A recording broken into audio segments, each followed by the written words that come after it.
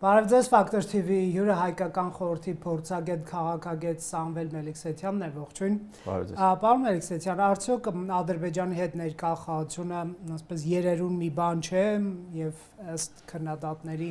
այս իրադրության Ադրբեջանի նախագահը կարող է մի օր որոշել պատերազմը սկսել եւ նրա ոչինչ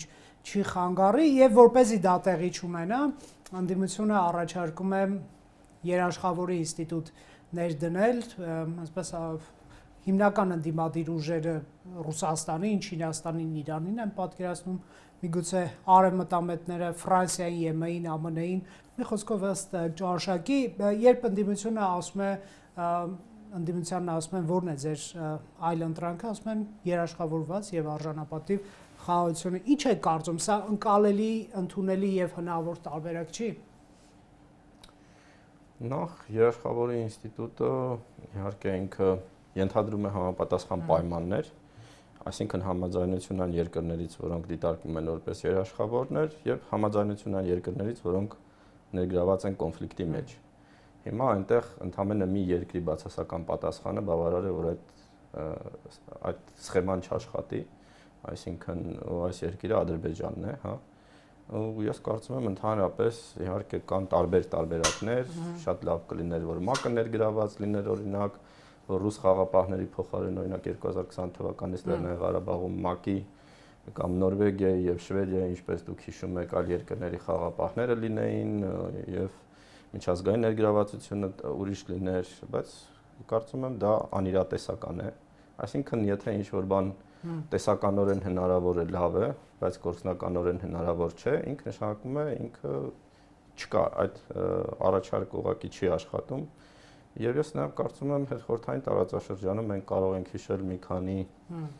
այդպիսի նախադեպեր, սկսած 1994 թվականի Ուկրաինայի միջուկային զենքից հրաժարվելու եւ այն միջազգային երաշխիքները, որ ինքը ստացավ դրա փոխարեն, նաև տարածքային ամբողջականության ճանաչում, մենք կարող ենք հիշել նաև ռուս խաղապահներին եւ Եռակոմ հայտարարությունը 2020 թվականի ինքն էլ էր երաշխավորի մեխանիզմի տեսակ։ Մենք կարող ենք մեր ավելի հին պատմությունը գնալ եւ օրինակ գործընկերներից վերջերս մեկը հետաքրքիր է հիշել էլի հայկական հարցի պատմությունը եւ որ մենք մի երաշխավորի փոխարեն ունենք 6 գերտերությունները 19-րդ դարի վերջի, հա, Ռուսաստանը, Բրիտանիան, Ֆրանսիան, Գերմանիան, եւ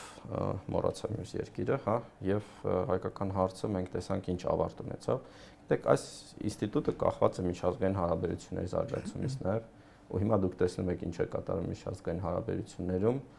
եւ հետեւաբար բոլոր տեսակետներից, թե պրակտիկ, թե Ադրբեջանի համաձայնությունը, թե միջազգային հարաբերությունների վիճակը,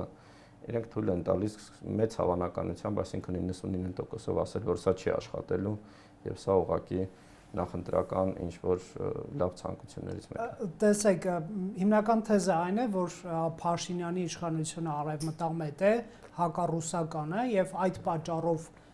Ռուսաստանը չկատարեց Լեռնային Ղարաբաղի հայերի նկատմամբ երաշխիքի իր պարտավորությունը անվտանգության եւ եթե լինի իշխանափոխություն կան ազգային ուժեր, որոնք կողմնակից են Ռուսաստանի հետ հարաբերությունների բարելավմանը, վերականգնմանը, դաշնակցային հարաբերությունների եւ չշարունակեն ըստ իրենց զիջումներ անել Թուրքիային ու Ադրբեջանին, այլ ապավինեն Ռուսաստանի եւ Իրանի զսպող դերին, միգուցե Ռուսաստանը ունենա շահագրգռություն գալ այստեղ, անվտանգություն երաշխավորել, Ադրբեջանի հետ խաղաղությունը երաշխավորել, այսինքն վերադարձնել Ռուսաստանին պրոցեսների մեջ լինելով լավ քաղաքական գործընկերներ։ Արդյոք սա աշխատող տարբերակ չի կարող լինել իշխանափոխության դեպքում իհարկե։ Ռուսաստանը օրինակ Սիրիայում Ասադի երաշխավորներ նաև եւ չեմ կարծում, որ Ասադը շատ հակառուսական էր ի տարբերություն նաև Հայաստանի իշխանությունը մինչև 2022-23 թվականը ինչ որ քայլեր էին ձեռնարկել, որ հակառուսական կարելի էր դիտարկել, բայց արդյունքները էլի մեծ տեսանելի էին, ու սա գիտեք անվերջ process է, երբ որ եթե ինչ որ Ռուսաստանը քայլեր չի ձեռնարկում կոնկրետ պահին, որպեսզի պաշտպանի, ասենք, Հայաստանի շահերը, այնպես ինչպես մենք ենք պատկերացնում, կամ Լեռնային Ղարաբաղի բնակչության անվտանգությունը, միանգամից այդ մեղադրանքն է սկսում, որ ինչ որ հակառուսականություն կա։ Բավարար է Ռուսաստանի 2023 թվականին, 2022 թվականին ջերմուկում, 2021 թվականին Սև լճում, 2020 թվականի պատերազմի ժամանակ նաև իրեն ուրիշ ձևով պահեր եւ Հայաստանը կլիներ խորհրդային տարածաշրջանի ամենապրոռուսական երկիրը։ Բայց այդ պրոռուսականությունը, հակառուսականությունը իրենք տվյալ դեպքում ավելի շատ էմոցիոնալ երևույթներ են։ Մենք կարող ենք տեսնել բավականին հստակ տրամաբանություն Ռուսաստանի գործողությունների մեջ, որ ինքը պատրաստ չի Հայաստանի փոխարեն գնալ այնպիսի ռիսկերի, որոնք կարող են վնասել իր տարածաշրջանային շահերը եւ նաեւ իրեն ավելի մեծ կոնֆլիկտի մեջ ներգրավել Ադրբեջանի եւ Թուրքիայի հետ։ Իսկ այդ քաղաքական մտածողությունը, որ ասենք թուրքերի եւ ադրբեջանցիների հետ նորմալացման հարաբերությունների կարգավորման process-ի փոխարեն ապավինենք այդ, չգիտեմ, աղեղին Ռուսաստան-Իրան կամ նրա անվտանգության երաշխավորի դերին, այն դեպքում, երբ որ դուք բազմաթիվ օրինակներ ասեցիք, Իրան այսօրվա, որը մենակ է մնացել Ամերիկայի, Իսրայելի դեմ ունենալով Ռուսաստանի հետ ռազմավարական գործընկերություն, Վենեսուելա, Սիրիա, Հայաստան, Արցախի մեր հայրենակիցներ եւ այլն, չկա, չի գործում այդ ինստիտուտը, հա, ռուսական, բայց շարունակաբար հրավեր կա Ռուսաստանին գալ, սա ինչ մտածողության արդյունք է։ Դե սա մտածողության արդյունք է, որ հայկական քաղաքական միտքը Հայաստանի քաղաքական ուժերը չեն ուզում անմիջապես իրենք բանակցել Ադրբեջանի եւ Թուրքիայի հետ, եւ քանի որ նաեւ Ադրբեջանի Թուրքիայի հետ դիրքերը անհավասար են եւ իրենք ենթադրում են, որ այդքան կոմֆորտ չի, իրենք ինչ որ միջնորդ են փնտրում, որ իրենց փոխարեն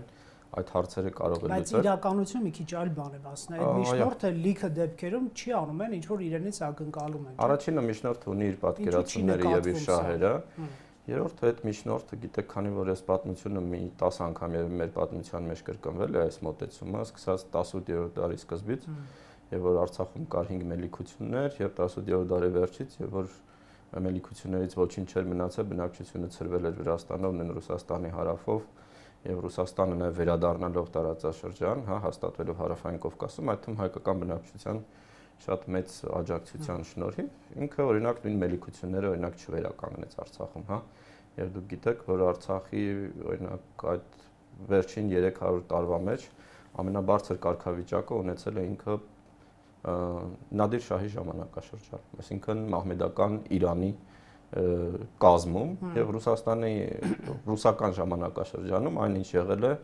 նույն տրամաբանությամբ, որովհետեւ այդ փաստաթղթերը կան էլի ոնց են նայում տարածաշրջանին ռուս գեներալները, ասում են բնակչության մեծամասնությունը, եթե մենք նայում ենք Կասպից եւ Սև ծովերի միջև, մահմեդականներն են, հայերը փոքրամասնություն են։ Եթե դու աջակցում ես հայերին, դու ավելի մեծ խնդիրներ ես ունենում բնակչության մեծամասնության հետ։ Եթե աջակցում ես մահմեդականներին, դու խնդիրներ չես ունենում, որովհետեւ հայերը առանց այդ քեզ լոյալ են։ Այս տրամաբանությունը, որ հայերը ավելի ինչ էլ անես, իրենք լոյալ են լինելու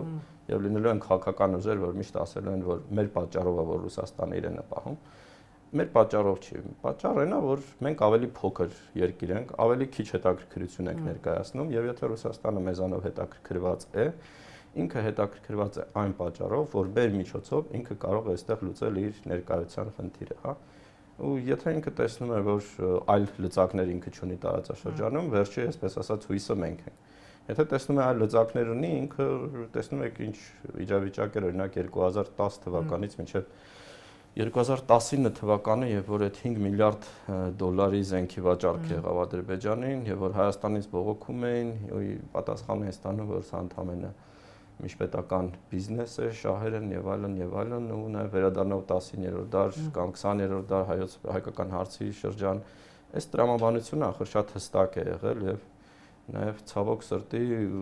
մենք արդեն դասական էլ ինքը դարձել նաեւ աշխատություններ, հոդվածներ եւ այլն տոննաներով կա, ուղղակի ոչ մեկը չի կարդում, չի ուսումնասիրում ու նաև շահեր կան կոնկրետ Ռուսաստանի հետ կապված, կա կային ցաղում, որովհետև Հայաստանի բնակչության մի զգալի մասը նաև կախված է Ռուսաստանից այն առումով, որ իրենց հարազատներն են Ռուսաստանում եւ դուք գիտեք վերջին շրջանի տեղեկությունները, որ Ռուսաստանում բնակվող հայերի վրա որոշակի ճնշում են գործադրում, որպեսզի մասնակցեն ընտրություններին։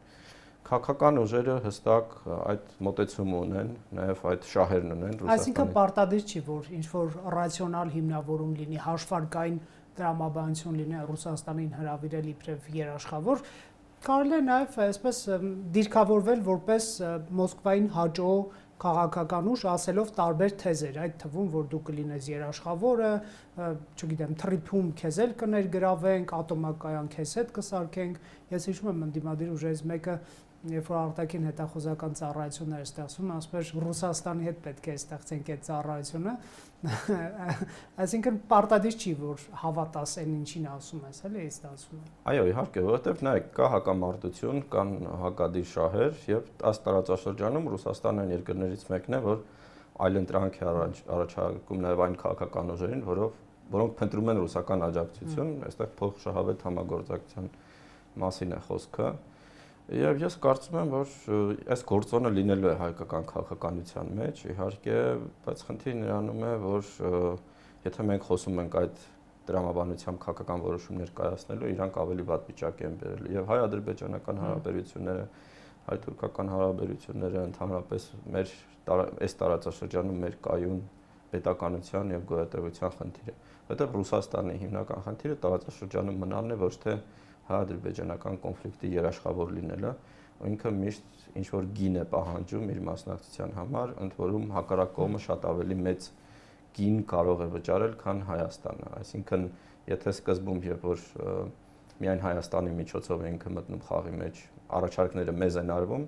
երբ որ հակառակ կողմը մտնում է նույն տրամաբանության մեջ, հակառակ կողմից միշտ ավելի շատ պահանջներ կա։ Նայեք Ադրբեջանի աշխարհագրական դիրքը, առանց Ադրբեջանի չի կարող միջանցքը գործել։ Ասենք կենտրոնական Ասիայից դեպի Եվրոպա գնացող կոմունիկացիաները, եւ դուք կարող եք տեսնել 2000-ականների սկզբից Ռուսաստանը ինչպես էր խոչընդոտում ցանկացած միջազգային ծրագրի, որ նախատեսում էր այսպես կոչված տրանսկասպիան գազատար կառուցումը, կենտրոնական Ասիայից նավթի կամ գազի արտահանումը դեպի Եվրոպա, այսինքն ամեն ինչը կասեցվում էր։ Հիմա էլ ինքն էր ուզում լինել Հայաստանի տարածքում, որպես վերահսկող օղակ, չէ՞։ Չակարտավոր Զանգեզուրի։ Ուղղակի առանց Հայաստանի այս ամեն ինչը կարող է գործել։ Առանց Ադրբեջանի չի կարող գործել ու վերջում էլի առևտուրը Ադրբեջանի հետ է լինելու։ Ադրբեջանը կարևոր օղակ է հյուսիս-հարավ կոմունիկացիաների համատեքստում, հա, Ռուսաստանից Հնդկական օվկիանոս, Իրան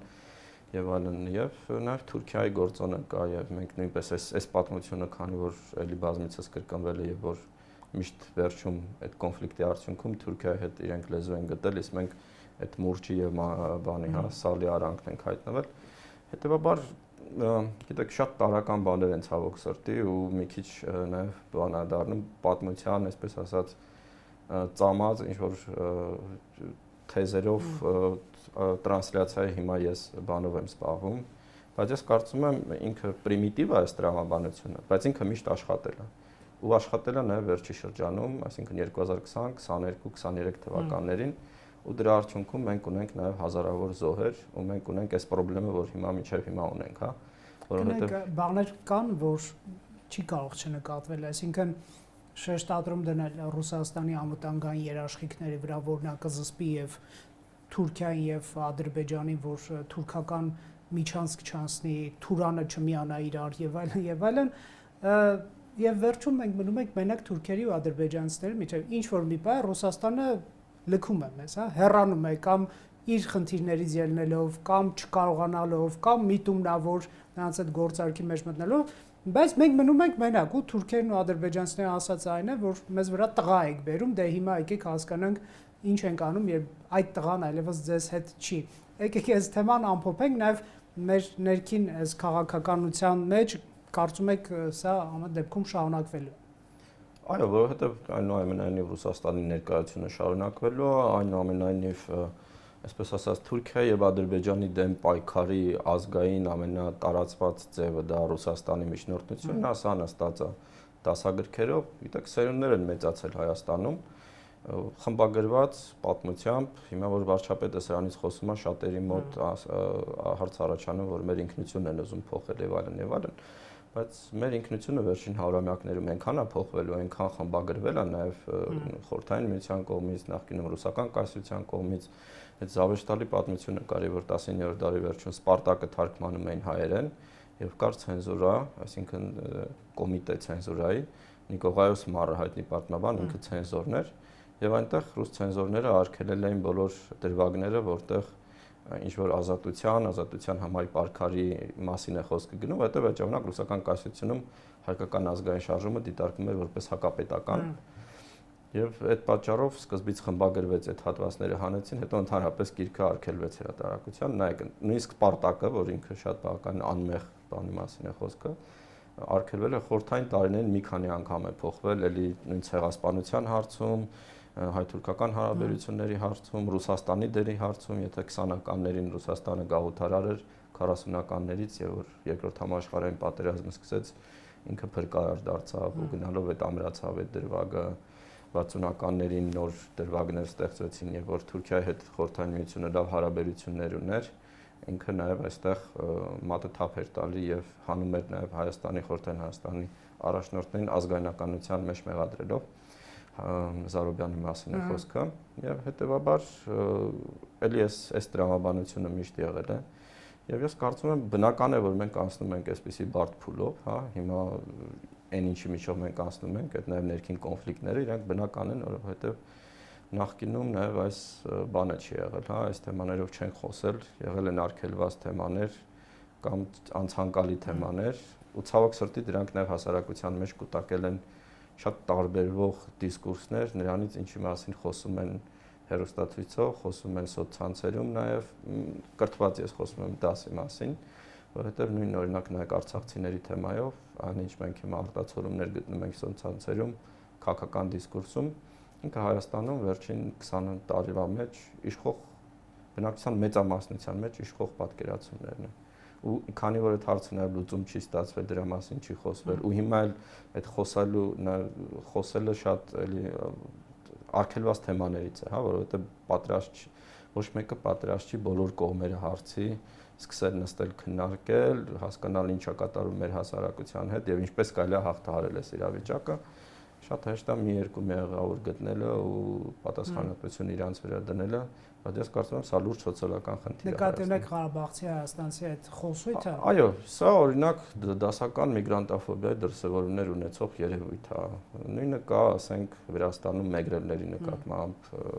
այլ փոքրամասնությունների հայերի նկատմամբ, Ռուսաստանում կովկասցիների նկատմամբ, Հայաստանում եղել է մի քանի ալիքներով, որ արևմտահայ կա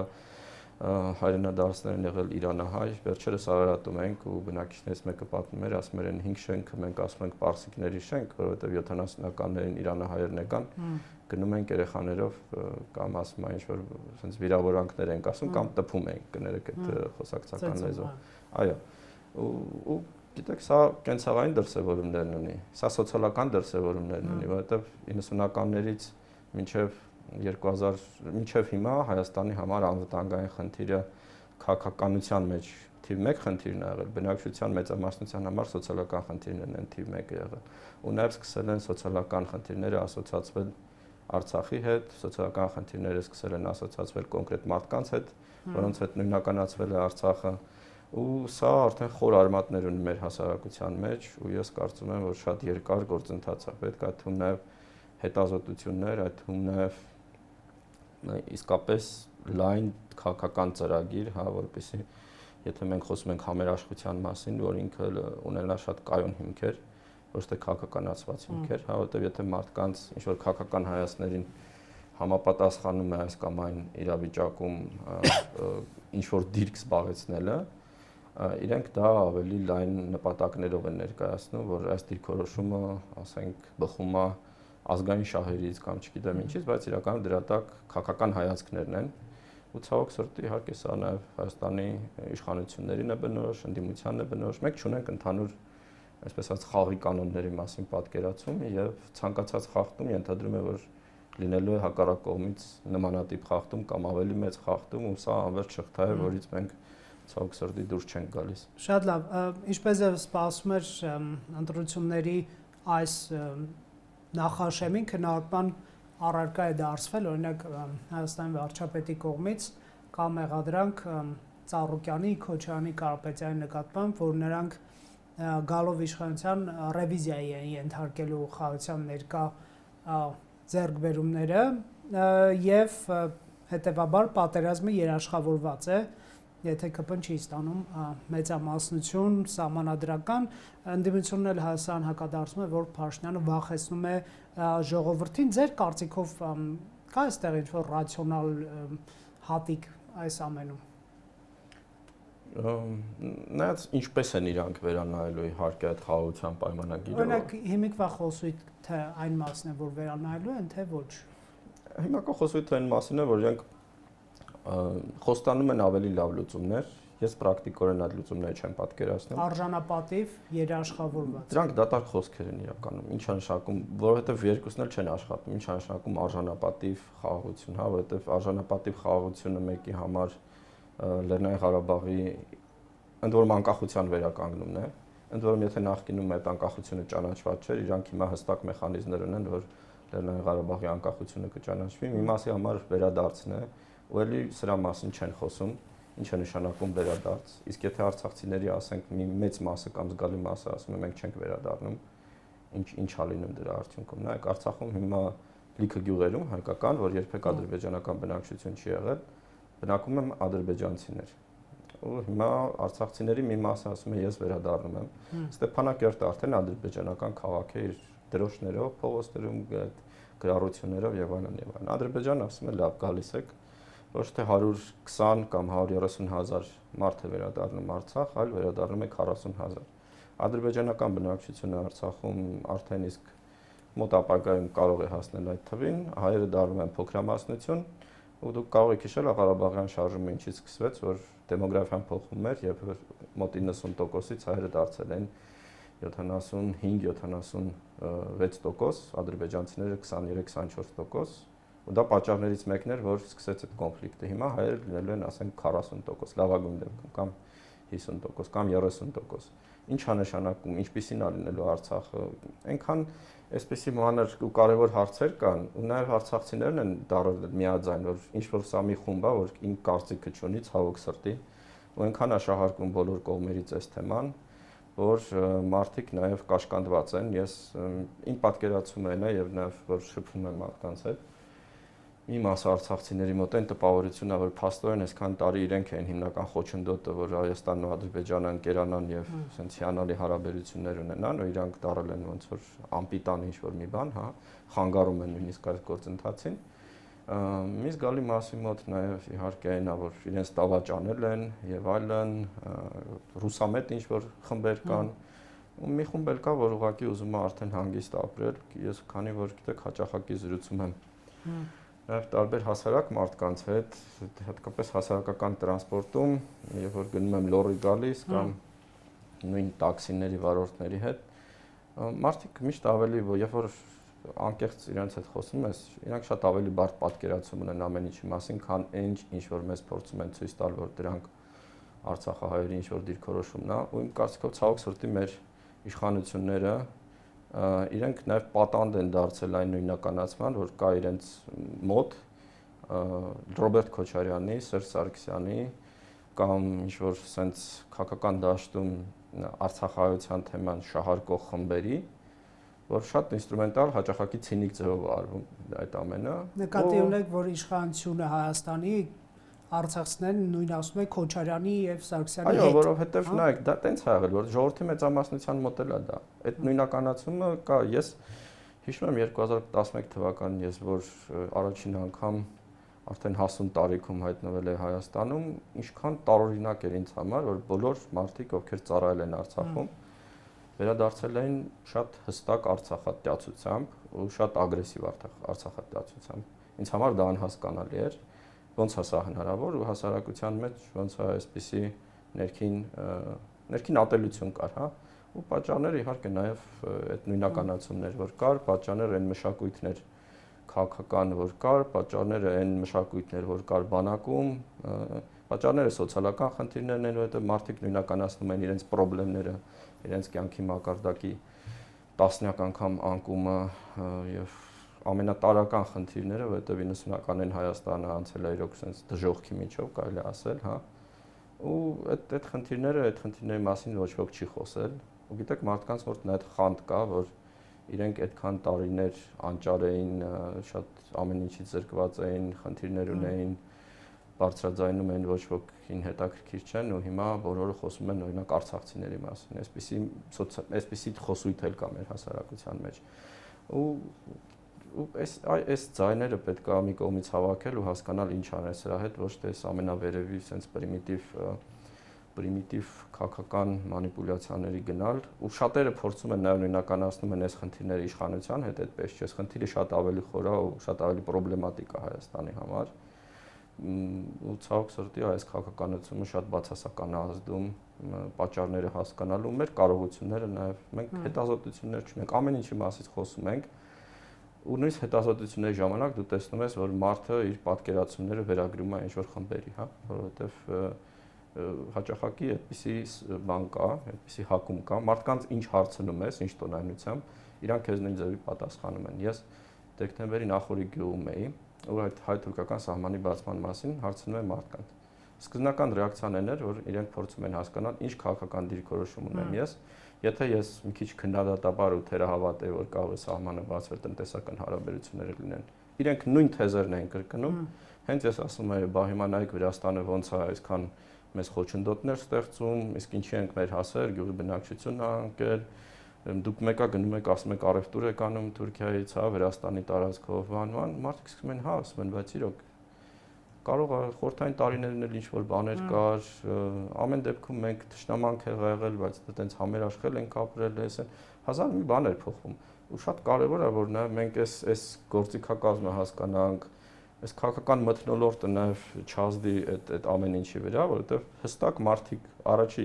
ցանկացած սոցհարցման ժամանակ նաև ցանկացած այս թեմաներով խոսքերի ժամանակ մարդիկ հասկանում են դու ինչ դիրքորոշում ունես եւ ըստ այդ դիրքորոշման են նաև պատասխանում ու սա էլ է խնդիր, հա, ու սա նաև այդ ցանկալի մտածելակերպը, որ կա, երբ որ մենք վերագրում ենք հասարակությանը այն ինչ ենք ուզում ենք, մեր մոտ սա շատ տարածված է, որովհետեւ մեր մոտ այդ ինտելեկտուալ քայլը, երբ որ դու վերլուծում ես իրականությունը, շատ արագ ինչ որ մի փաստարկ ես գտնում, որ համապատասխանում է դրան, աշկերտ փակում ես մի 10 փաստարկի վրա, որ դրան չի համապատասխանում, նաև կա քանի որ էմոցիոնալ դաշտ, կա ազգային ինչ որ զգացմունքներ, ու մեր մոտ նայեք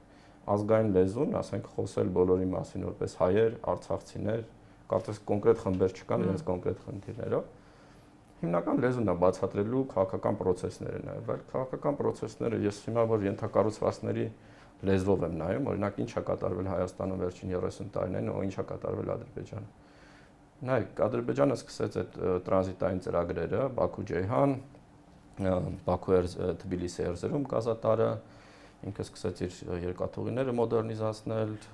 ընդհանրապես այդ հյուսիս-հարավում ակտիվ մասնակցել եւ այլն։ Հայաստանը սկսեց ինչ-որ կարս ախալքալակը կառուցվեց։ Նույն ժամանակաշրջանում Հայաստանի իշխանությունները հասկանալով, որ իրանք կրվում են այդ գործընթացում, առաջարկեցին այլընտրանքներ։ Դրանցից ամենակարճը Երևան, ասենք, Զվարթնոց օդանավակայան ճանապարհն էր, Ֆիալետովը Վանաձորներ էլի էժան տարբերակ, շատ մեգա ամբիցիոզ պրոյեկտը երկաթուղիներ դեպի Իրան, դուք միշտ հիմա գիտեք, որ խոսում են իբր Մինչև հիմա Սերժ Սարգսյանի իշխանությունը կառուցում է Իրան-Հայաստան երկաթուղի։ Այո, ու եթե դուք նայեք այդ ծրագրերից ինչ է իրականացել Հայաստանում։ Հյուսիս-հարավը եկեք հիշենք։ Հյուսիս-հարավը Արցախ տանող գլխավոր ինքը միակ փոքրիկ բանն է, փոքրիկ, այսպես ասած, հաջողությունն է, որ մինչև հիմա չի ավարտվել։ Բոլորը չեն իրականացվել։ Այո, մինչև վերջին տարիները մինչև 30-ականների կեսերը չի ավարտվելու։ Իրականում ինչ է կատարվել հողի վրա։ 90-ականներից այս կողմ մեր երկաթուղիների մի զգալի մասը արդեն անպիտան է, թալանվել է եւ հիմա մենք միլիոններ ենք ծախսելու, որ դա վերականգնենք։ Մեր տրանզիտի ծավալները այնպեսի անկում են ապրել, որ ուղղակի հիմա շատ ցածր մակարդակի են գտնվում, ասենք Ադրբեջանում 10-10 քանի անգամ շատ են, նույնը Վրաստանում։ Ընդհանուր մեր կարողությունները այդ հյուսիս-հարավը շատ լավ օրինակ է, եւ որ Ադրբեջանը արդեն մի քանի ճանապարհ Գյանջայից կառուցեց մինչև Լաչին Մռավի լեռնաշղթայի տակով, երկաթուղին մեր սահման է հասցրել, Նախիջևան նույնիսկ կիսաբլոկադային պայմաններում աշխատանքներ են տարվում, այնտեղ գազատար է կառուցվել Իրանից, Թուրքիայից արդեն իրենց մայրուղիները, եթե դուք համեմատեք մեր մայրուղի հետ, Բաքվից մինչև Վրաստանի սահման 4 գծով իդեալական վիճակով, ուղղակի անհամեմատելի է, հա, այս ամեն ինչ։ Մեր ամբիցիաները ինչու են այդքան բարձր, երբ որ դու քո ենթակառուցվածքները չես համապատասխանում քո ամբիցիաներին։ Որովհետև ամբիցիաներով հեշտ է, ամբիցիաները ախր այդ փակ նաև պայմաններում գտնվելու արդյունք։ որովհետև այդ փակ պայմանները իրենք ենթադրում են, որ դու ոչ մեկի հետ չես մրցակցում, դու ոչ մի այլ ընտրանք չես տեսնում, քո աչքերը փակ են։ Մյուս կողմից, քանի որ այս ազգային, այսպես ասած, հպարտությունը կա, ինչ որ sense գովասանքը կա, նաև այդ փուչիկը կա, հա, որ ներսում մենք գտնում ենք, նաև մեր հարևանների թշնամանքը կա, շատ հեշտ է նաև գտնել այդ, որ մեզ դարերով ճնշել են, այս զոհի դերը, որ մենք նաև վաճառում ենք Եվրոպային, Ամերիկային, գիտեք, դա արդեն sense ինքնության կարևոր մաս է դարել ու հիմա էլ արցախցիների վրա այդ ամեն ինչը տարածում, մարդիկ շատ ավելի դրամատիկ են խոսում արցախցիների մասին, քան արցախցիների հետ եւ որ շփվում ես իրենք իրենց մասին են խոսում, հա։ Ու սա որովհետև դա հայրենասեր Երևանու լավագույն միջոցներից մեկն է։ Սա շատ մակերեսային է, շատ ձևական է նաև, ու սա շատ վտանգավոր է, որովհետև դրանից խորը, դրանից այն կողմ մենք չենք նայում, ու պետության ախր գիտեք, պետության եւ հայ ժողովրդի եւ արցախցիների եւ այլն խնդիրների լուծումը կախված են շատ ավելի այն ռեսուրսների, այն կարողությունների հետ, որ ունի Հայաստանը այսօր եւ ունենալու է մոտ ապագայում, հա, եւ հնարավոր ինչ որ կուտակման այդ ռեսուրսների, ու սա շատ անկարևոր թեմա է, որովհետեւ մենք ապրում ենք մի հեքիաթային աշխարհում, որտեղ կախարդական մտածելակերպ կա, որտեղ ինչ որ մի գործոնով դու կարող ես այս հարցը լուծել, կամ որ եթե դու ինչ որ ցանկալի հարց չես բարձրաձայնում, ասենք որ չէ, մեր հողերը պետքա վերադարձնեն, ուրեմն դա նշանակում է, որ սա, չգիտեմ, ինչ որ դավաճանության ակտ է, չես ցանկանում։ Մարդիկ ուզում են նաև ինչ որ sense էմոցիոնալ դաշտում միշտ գտնվել, որ իրենց հստակ լինի սև ու սպիտակը, հա, որ սա, չգիտեմ, լավն է, սա վատն է, բայց ինչքանով է այդ ամենը ազդելու, ինչքանով է այս աղմուկը ազդելու Հայաստանի կարողությունների վրա, ռեսուրսների վրա եւ իրոք այս երկրի բնակչության պաշտպանվածության վրա երկարատև առումով ոչ մեկին հետաքրքիր չի։ Այս պահի ինչ որ sense ինչ որ կա դուրս թափելը, կռվելը, ապացուցելը, այո, իրենք ավելի կարևոր են, քան այս հանգիստ երկարաժամկետ, որովհետեւ այսքան բանից հետո իմ պատկերացումն է, որ մենք մի քիչ պետք է ավելի համեստ դառնանք, ավելի լուրջ դառնանք ու ավելի շատ աշխատենք, բայց ցավոք սրտի այս ավելի շատ ազդում է աղմկացման, ընդ որում ազդում է ավելի թեթևամիտ են դառնում հենց այն խմբերը, որոնք իրենց կրթական ցենզով, ինտելեկտուալ կարողություններով եւ կարգավիճակով պետքա հակառակը լինի, հա։ Օրինակ հասարակ մարդիկ որ են, ասենք գնում ես ինչ որ գյուղ, գնում ես ինչ որ քաղաք մարզային, մարդու հետ խոսում ես, հասկանում ես ինքը շատ ավելի պրակտիկ ընկալումներ ունի բոլոր հարցերում։ Ասում են թրիփից մենք քանի տոկոս օրինակ որովհետև ինքը ընտրվելու խնդիր չունի։ Բացի ընտրվելու, չէ, լիքը մարդ կա, որ ընտրվելու խնդիր չունի, բայց էլի ինչ որ հեքիաթային ոճով է խոսում այս ամենի մասին, բայց ինքը շատ պրակտիկ, լավ, իսկ այս լուծումը երբ է լինելու, որ տարի, որ օրը, որ ես հասկանամ, որ այս խնդիրը մենք լուծել ենք, ասենք թրիպի հետ կապված ով է կանգնած լինելու սահմանին, ինչ երկրի կազմակերպություն, քանի տոկոս մենք շահույթ ենք ունենալու, եթե ես ուզեմ նույն բանով Նախիջևանով գնալ կամ Ղազախով, ինձ կթողեն թե չէ։ Ու մարդիկ պատրաստ են, մարդիկ հիշում են, որ խորհրդային տարիներին ադրբեջանցիների հետ առևտուր են արել, չգիտեմ, ապրել են, ընդ որում հիշում են, որ 20-ականներին շատ դաժան պատմություններ են եղել եւ ադրբեջանցիների կողմից եւ հայերի կողմից, ասում եմ մինչեւ 60-ականները, օրինակ մենք վախենում ենք 60-70-ականները, երկու կողմում էլ վախեր կար, ասենք գիշերելու գյուղերում եւ այլն, բայց դրանից հետո սկսեց հաղթահարվել։ Ու այս գործընթացը նաև առաջի անգամ չենք էլի մենք անցնում։ Իմ կարծիքով այս sense հանգիստ բոլոր տեսակետները հավաքել, լուծումներ առաջարկել, մի քիչ համեստ լինել, հա, մի քիչ այդ էլի, չգիտեմ, երաշխավորների եւ այլն այդ հեքիաթների հետևից չգնալ, ինքը սիրուն է հնչում, բոլորս ցանկանում ենք դա, բայց քանի որ ինքը անիրատեսական է, ես կարծում եմ նաեւ մի զգալի մաս այդ քաղաքական գործիչների դա գիտակցում է, որ անիրատեսական է, բայց այդ դեպքում ինչու են իրենք այս խաբեությամբ զբաղվում, հա, ինչու են, եթե իրենք այլընտրանք ունեն, հասկանում են, որ իրոք ունեն այլընտրանք, իրանք պետքա շատ վստահ լինեն այդ այլընտրանքի վրա։ Քաղաքականությունը դա էքսպերիմենտների դաշտ չէ, էլի։ Ցավոք սրտի այդ արկածախնդրությունը այնքան խորն է նստել, որ կարևորը այս պահի քո քայլի էթիկան է, էսթետիկան է, հերոսային ինչ-որ պորտկումն է, բայց դրա հետևանքների մասին կարելի է չմտածել։ Կարևորը ամենաանիմաստ բաների մասին խոսել լուրջ դեմքով եւ խելացի դեմքով, որ հավատան ձեզ։ Դե ավելի լավ է խելացի եւ լուրջ դեմքով, քան Շնորհակալություն զրույցի համար։ Factor TV-ում հյուրընկալել ենք Սամվել Մելիքսեթյանին։